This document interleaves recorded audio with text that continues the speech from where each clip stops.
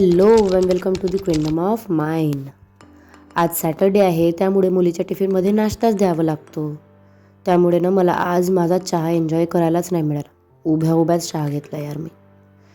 आणि आता इथे नाश्त्याची घाई होती तर काय, पुन्हा एक दुसरा नवीन वांदा उभा झाला. म्हणजे सकाळी सकाळी हे असे प्रॉब्लेम्स उभे झाले ना, मला खूप चिडचिड होते यार.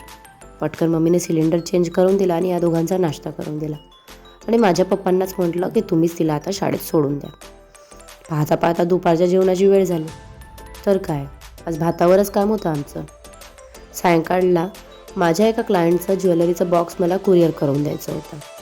तर तेही शॉर्टमध्ये शूट घेतलं आणि कुरिअर करून दिलं. तर परत येताना मी माझ्या गाडीला ऑक्सिजन द्यायला गेले ठरल्याप्रमाणे. तर मी तिला दिले 250 आणि मला वाटलं की मी तिला 200 दिले. तर तिने मला 50 एक्स्ट्रा वरचे वापस करायला नको का? त्या बाईने विंडोकने 160चा पेट्रोल भरल्यानंतर मला 40 रुपये परत केले. तिला वाटलं की माझं लक्ष नाही. हां, माझं लक्ष तर नव्हतंच ना तसंही, कारण मी बिंडोक मुलगी.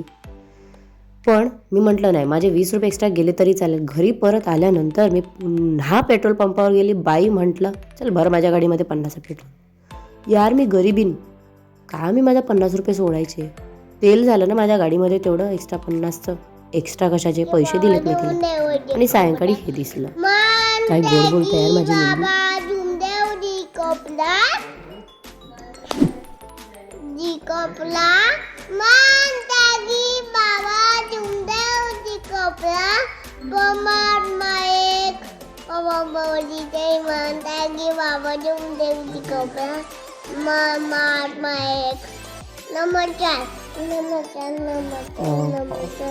माझी शोना मुलगी.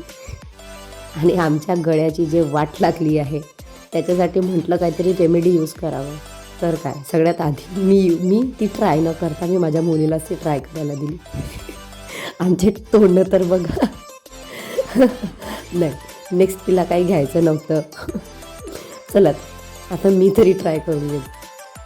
खरंच मला नाही जमलं, पण तिने तरी ट्राय केलं आणि नेक्स्ट घ्यायला ती काही तयार होती ना. चला, आमचं तर हे सुरू राहणारच आहे. भेटूया उद्याच्या ब्लॉगमध्ये. Good night. टाटा.